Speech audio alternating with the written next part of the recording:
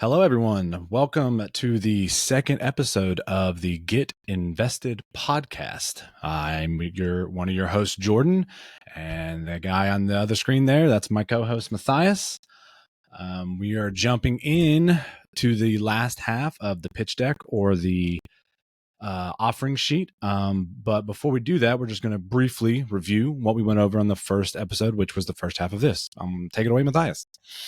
Yeah, so we think the key takeaways that we wanted everybody to get was one, we went over the key drivers of kind of what makes a deal good, what the things we look at, the rent per square foot, the market rents of and the population growth of the neighborhood or the area that we're investing in. We kind of talked about what the value add business plan looks like, kind of how we're going to add the value.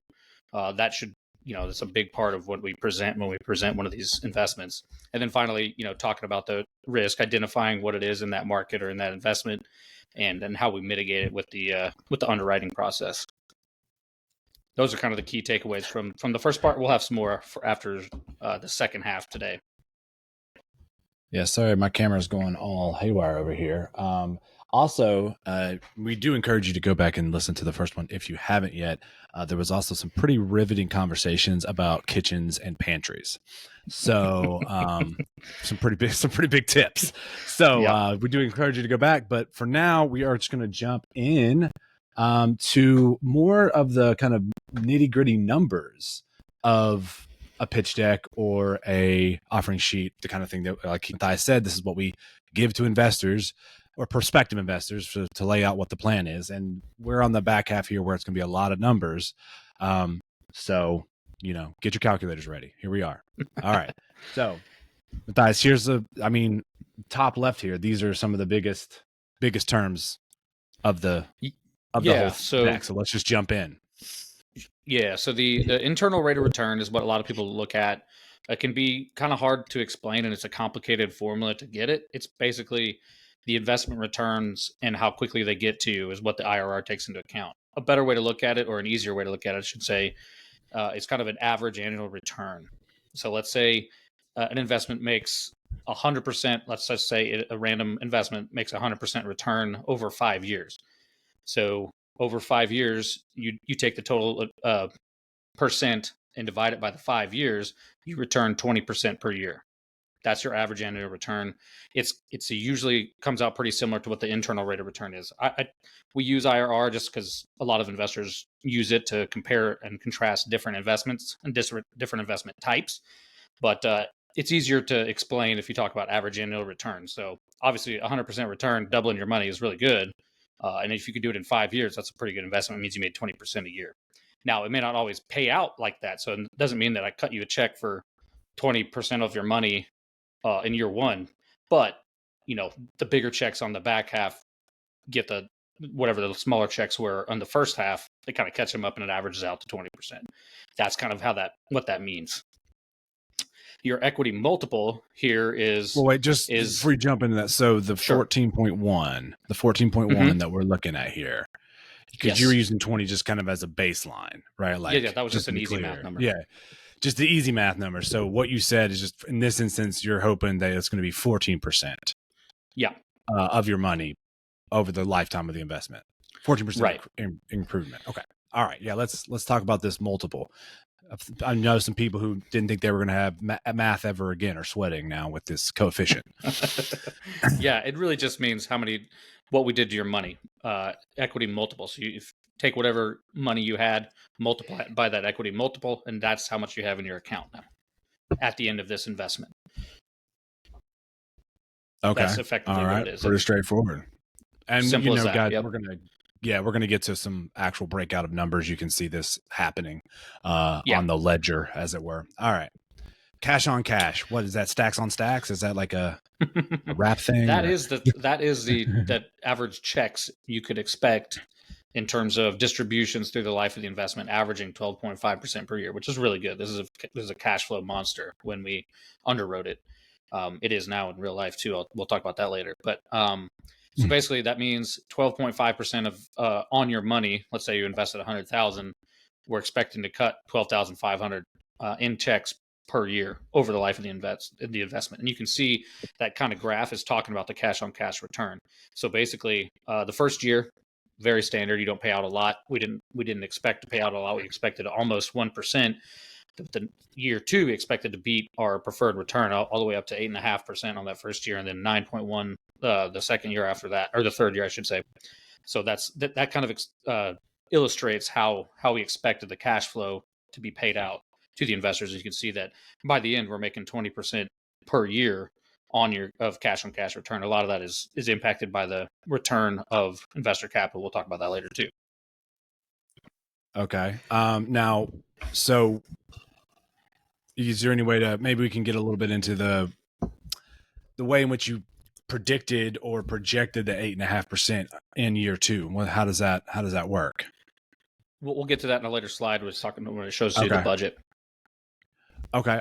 All right. Now this little note down here at the bottom, it was calculated with the sales assumption of 6% capitalization rate. That you want to tell them, maybe what that's about, because that's what I was building into these numbers. Yeah. So, in this, we did a little bit of this is almost kind of a stress test at this bottom right corner here, assumed exit cap rate. So the cap rate is essentially the capitalization rate is what the market is paying for an investment in this market. So, think when you're buying a property, you're buying an income stream. So that's you basically, how much are people willing to pay in order to get this income stream? That's what that cap rate talks about. It can get kind of complicated. Really, all we need to know is the lower the cap rate, the more expensive the property is. So a 4.5% exit cap rate would show a higher return on the investment, because that means we're selling it for a lot more. That's really what that means. And so what we do is we say, hey, how subject is this sale to cap rate fluctuations? And that's what we do. This little try it at different cap rates, if that makes sense. That's what these the different numbers are illustrating there for you. So, okay, just make sure I'm clear. Because remember, guys, I don't know, I guess I should remind you the premise of the show is I'm a financial dummy and I need to understand things. So the lower percentage of a cap rate means you sold it for a lot more. Yeah. So think of it in terms of this. The market is paying, let's say it's at a 7% cap rate, or 6%. We'll just use 6%. The market expects a 6% return on their money, and they're willing to pay X amount. Okay. So if they expect a 6% return on their money, they're paying cash. That's what they would pay. Now, if they're willing to pay more, they're only getting a 4.5% return on their money. That's a much bigger price that they're paying. You see what I'm saying? Are we talking about the lenders in this instance? No, I'm talking about just straight cash. If somebody walked up with a bag of cash in the market, that's how you have to evaluate properties, because the financing can be all kinds of different ways. So this is absent financing. If somebody walked up with a bag of cash in the market, we underwrote this deal that it would be at a 6% exit cap rate, meaning people in the market at the time of selling are expecting 6% return on a bag of cash. That's the price that they're willing to pay in the marketplace. Now, you take that cap rate and you multiply it by the NOI, the operating income, and basically they say, hey, in order to get a 6% return, that's what everybody's paying for deals in this market. Then you do the math with your NOI, and that gives you your actual price, in millions of dollars or whatever. So it could be complicated, but that's essentially what we're getting at.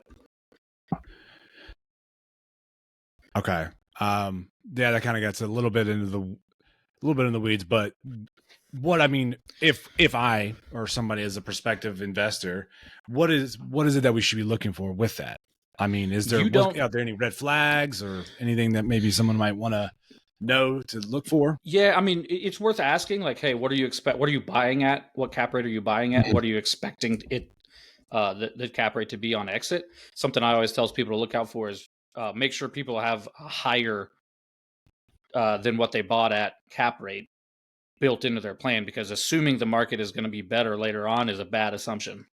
Nobody can predict that. So you should at least underwrite to whatever your actual cap rate that you bought at in the market, which you're proving because you paid that money for it.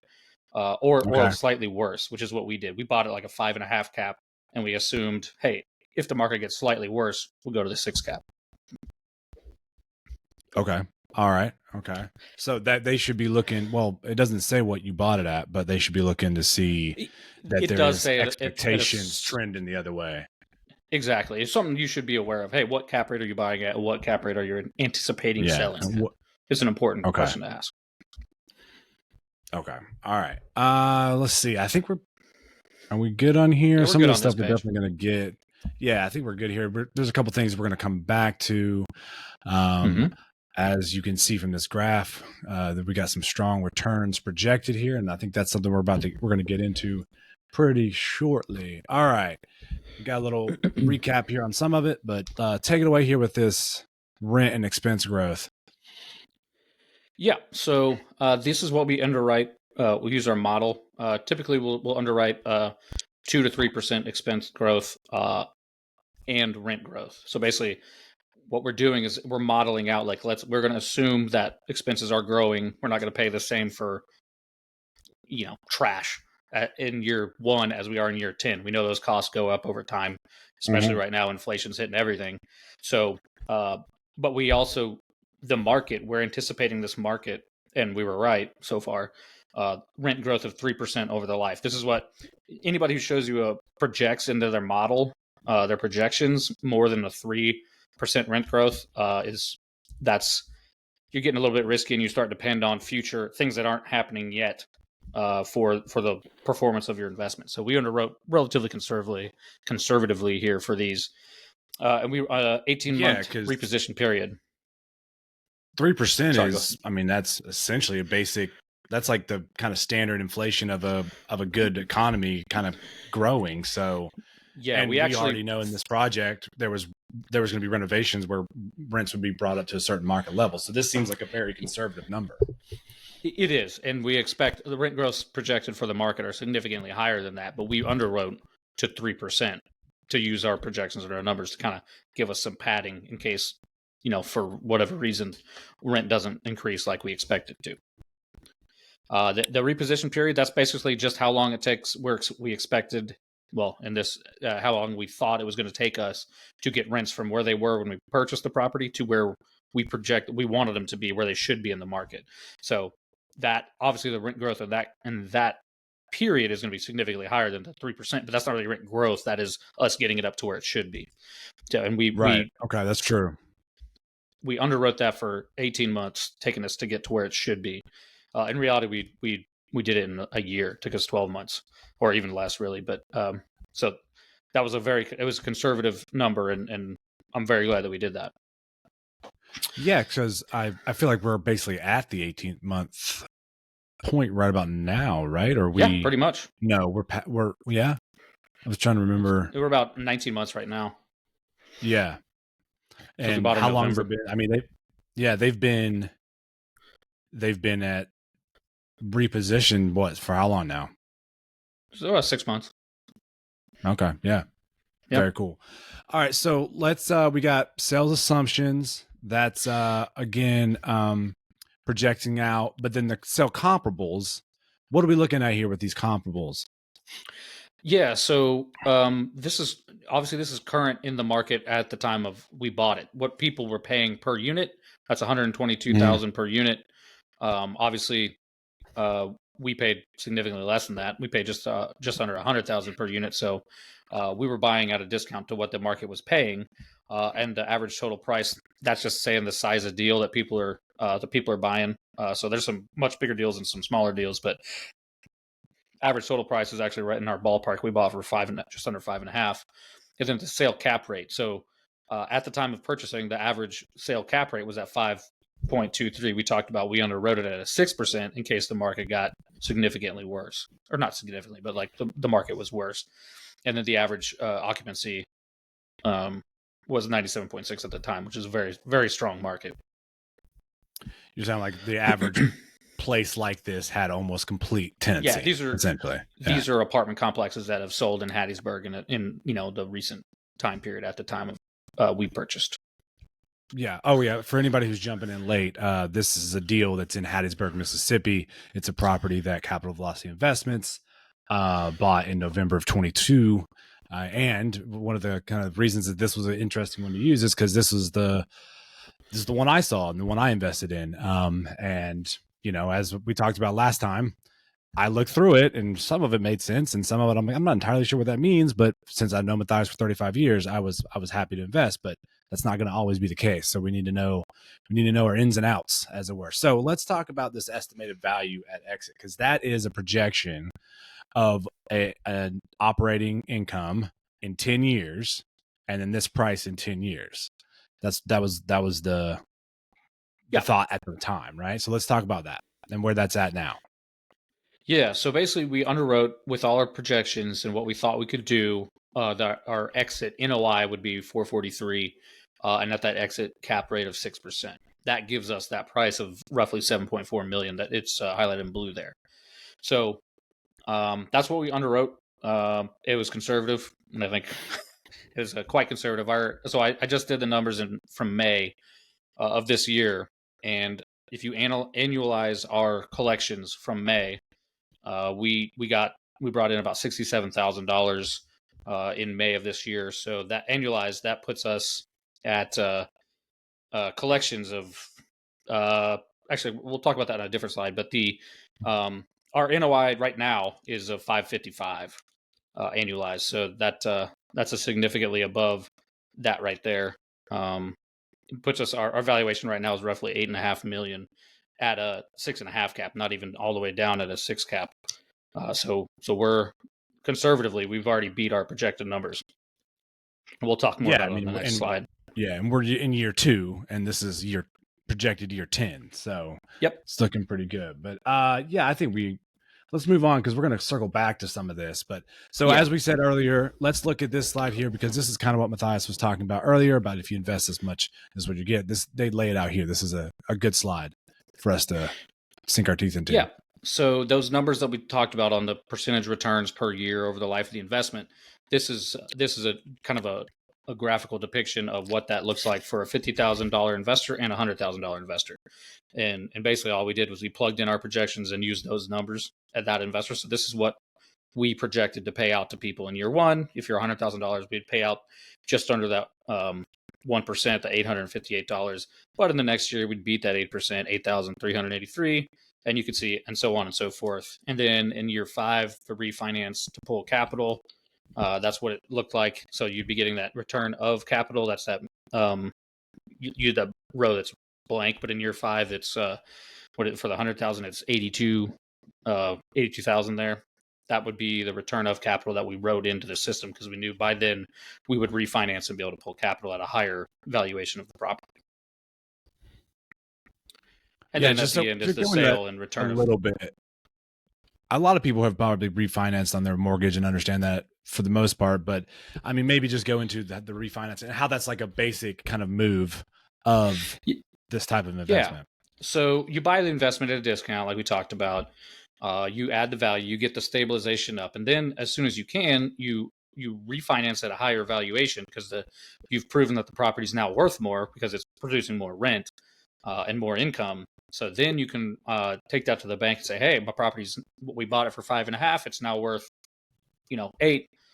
I want to refi and pull some of this cash out that I invested earlier on." And so what we do is we refinance, pull more cash, and then return as much as we can to the investors of their at-risk capital. So that takes the investor's risk out of the deal, or most of the investor risk out of the deal, because you can't lose money that's not in the deal. And there you are. Yeah, and just to be clear, this was kind of, I don't know if you want to jump into now, but this is that difference between return on investment, return of investment. At this point, you're getting your original money back, but you still have the same equity in the deal. So you're still making the money on the investment, yet you have the original money back because it's valuation. The amount that you have, what you have that is the worth of it has grown. Yes. Beyond your original capital. Yeah. Mm-hmm. So I get my 50,000 back, but I still technically own 50,000 of the property. Right. Well, you own more than that because whatever that percentage equals. Yeah. Exactly. Whatever that percentage equals out to be. Yeah. Yeah. Yeah, you still have the same stake of the property. Your money's Yeah. back. Yeah. And you can, well, and then that's a good thing. You can move that to the next one. Yeah, hopefully by then And I've got keep another that deal ball for you. rolling.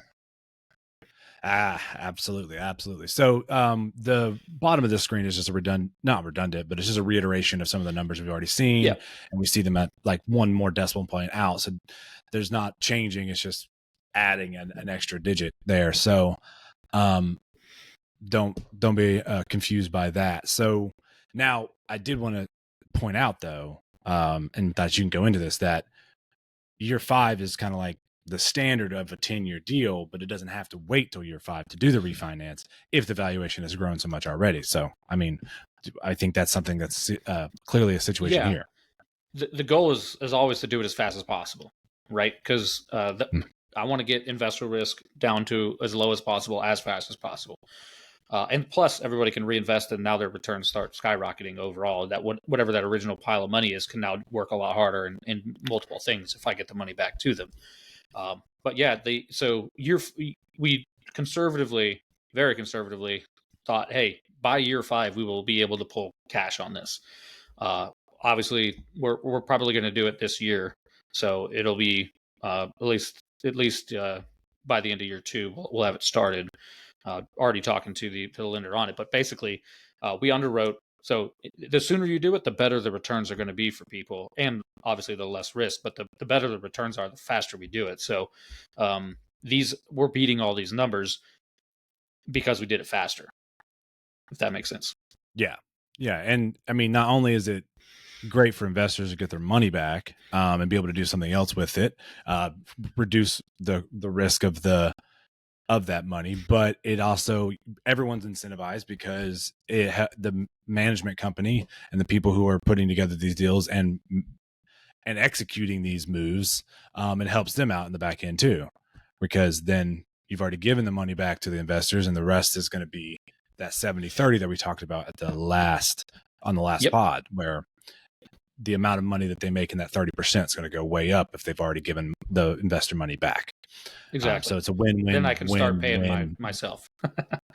Yes, exactly right. Yeah, because Dice pays himself afterwards, after the investors, or I guess we pay ourselves afterwards after the investors. So, all right, so yeah, we're Hattiesburg is really kicking some butt, and we're happy about it. All right. Oh no, Here we more go. numbers, more counting, more counting. Don't worry, Yep. guys. We're not going to make you do any bills or anything. Yeah. So What do you want Um, what we can talk about here is these are all the expenses: the real estate taxes, the property insurance, contracting, trash, all those things. Those are things that we underwrite, and each market has a kind of an average cost of what you can expect to pay for that service or that expense in the market. And so that's we don't have to go into detail on all of these, but basically understand that is the math that we do every time we're looking at a deal. We know what the market we should know if we're investing there. We should know what the market costs to run an apartment, and that's what we've underwritten here. We're beating a lot of these numbers. See, something that we encounter when we buy a property is that the expenses at the very beginning are very high. They average out a lot lower because what happens is we go, "Hey guys, we're raising rent," and everybody goes, "Hey, here's cool, but here's a list of things I want you to repair." And we go, "Absolutely." So to? we we make the tenants property better to just we're justifying why they're paying the premium that they're paying. So we get handed a lot of lists early on while we're getting people onto our leases and stuff. So the expenses we underwrote are we went higher than these, but the collections were higher too, as we can talk about. Basically, we have no vacancy. We very rarely have a tenant move out when we don't have somebody lined up to move in after him. So we're doing really well in terms of vacancy rates, but we underwrote. I believe that's a 7% vacancy that we underwrote, and we're not anywhere near that. Also interesting, we underwrote.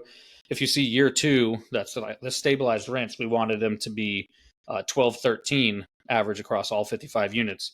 I did the math today, and we're at 12.30 already per unit. Which is pretty awesome, and that's in collections, not in gross potential income. That's in actual money that we got.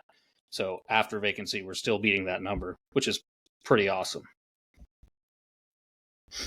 Yeah, because that's, I mean, that's 1230 average per unit. So $17 higher than what you projected per unit over the and overall 58.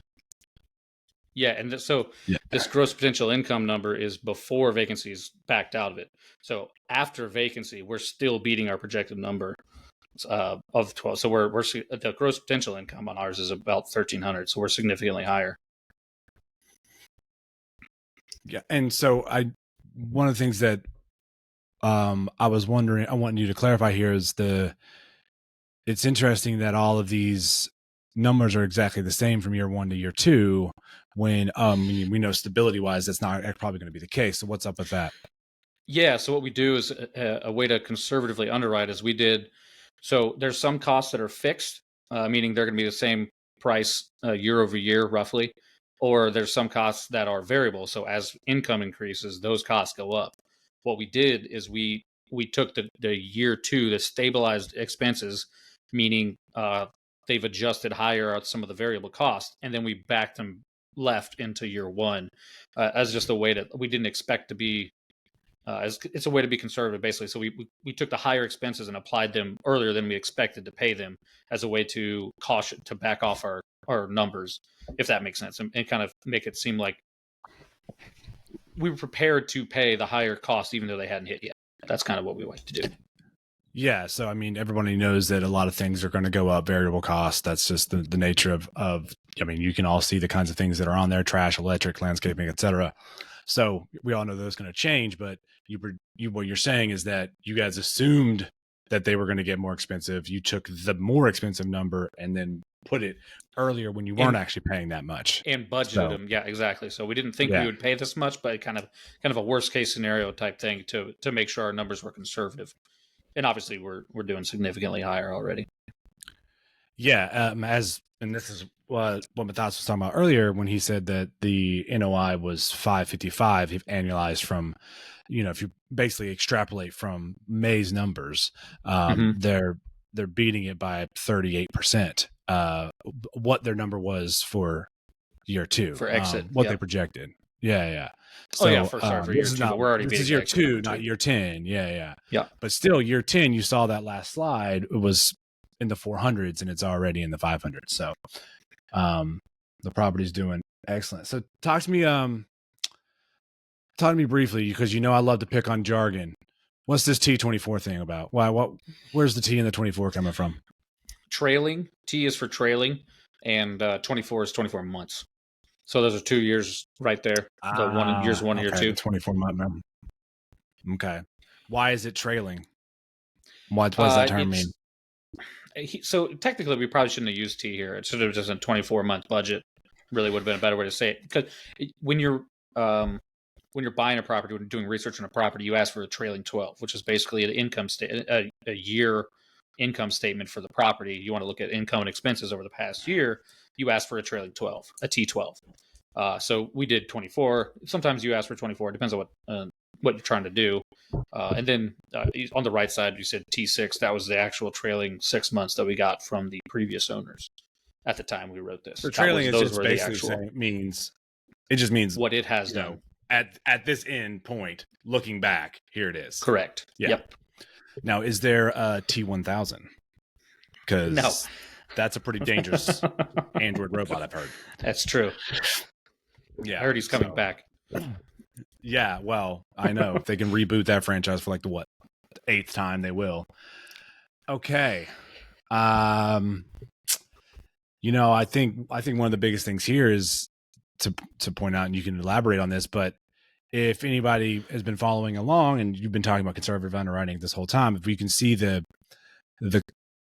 similarity in the numbers of like what was raised versus what was taken in loans, and you can see that this is that idea of leverage again, that this is not a leveraged property, if you want to go a little bit more into that. Yeah, I mean, we're about 65% loan to value, so you could, not right now probably with interest rates and banking the way it is now, but I mean, people have bought in the past 80%, 75%, 80%. It's not crazy at all to buy at that kind of leverage, meaning 80% of the equity is from a loan, or 80% of the property is being financed with a loan, we kept it down to 65%.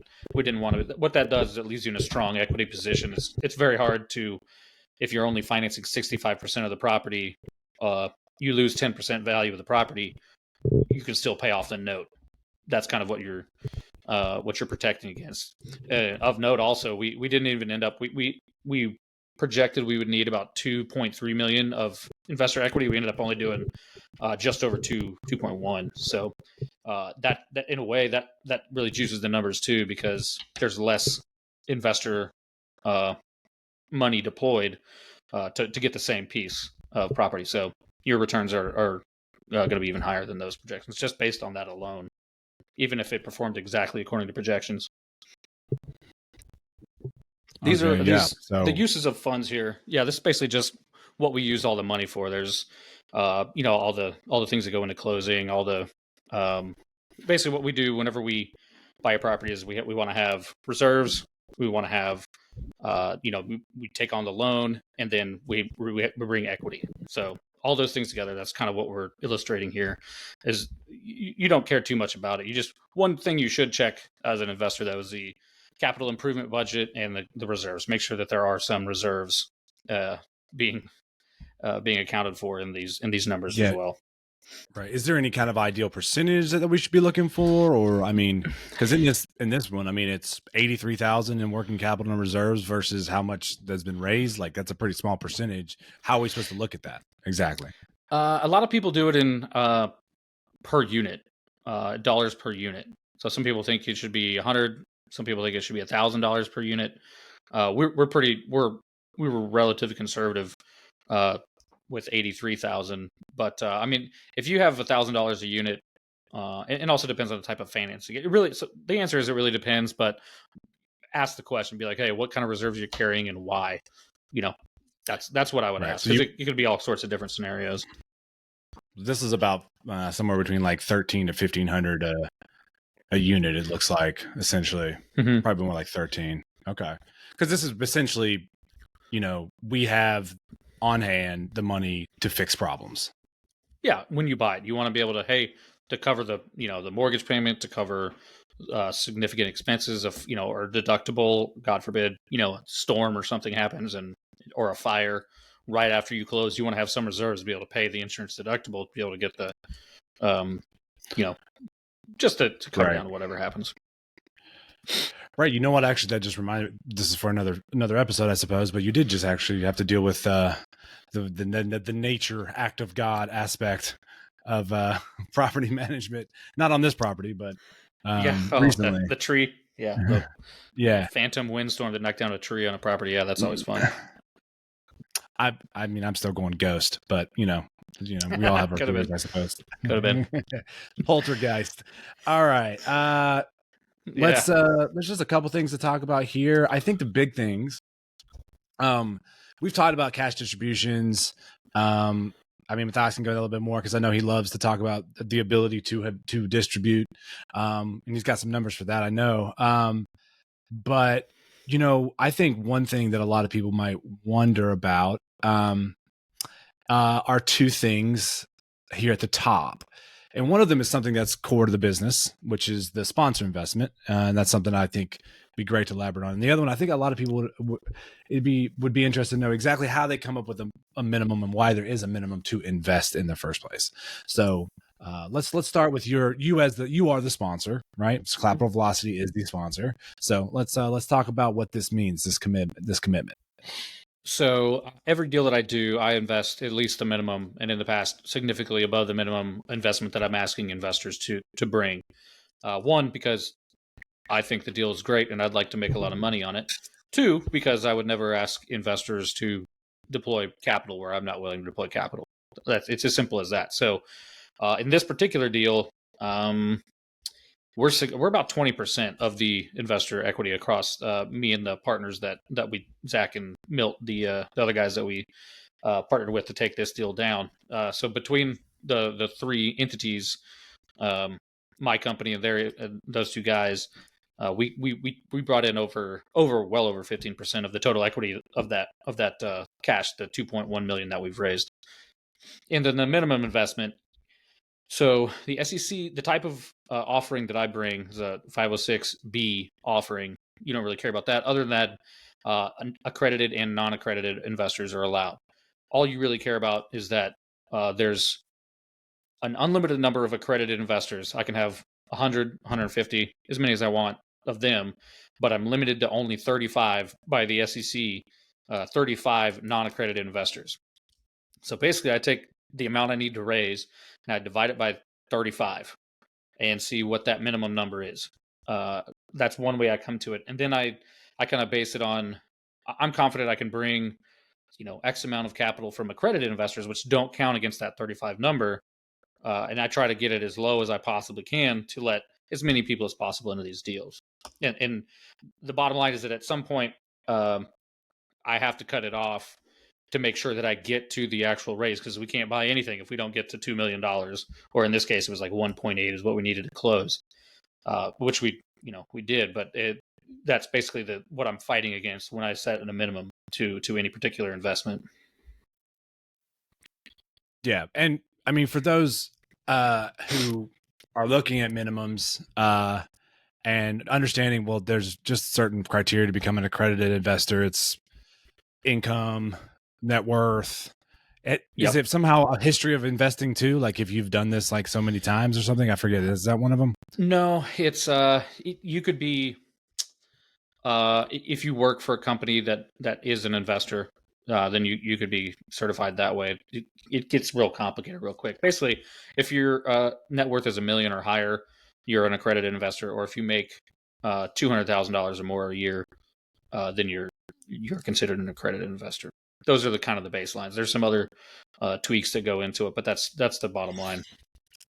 Yeah, and I mean, not that we want to go down this road because we're got to wrap it up here, but it's kind of an interesting thing that the accredited investor thing is supposed to be protecting those who are new to the game from being taken advantage of, but it also often seems like it might accidentally just keep people out of investments that Yeah, could be good for them. But that's I say that's all the that to nature of say, regulation. Yeah.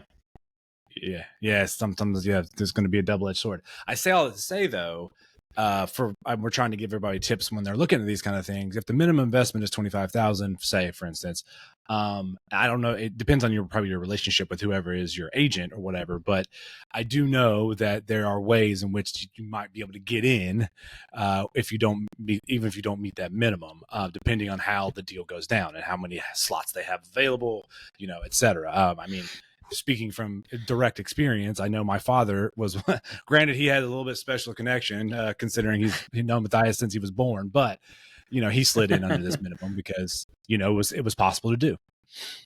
Yeah, so basically, I have the ability of accepting whatever I want. So as I get closer and closer to the raise goal, if I'm confident that even if I bring on more investors with less, that I'm still going to meet my goal, I can start going back to people who said I just can't make that minimum. I can start, as I get closer and closer towards the end of the raise, I can go back and say, hey man, what can you do? Because now we're at our goal, or effectively at our goal now, or I'm confident we're going to meet our goal.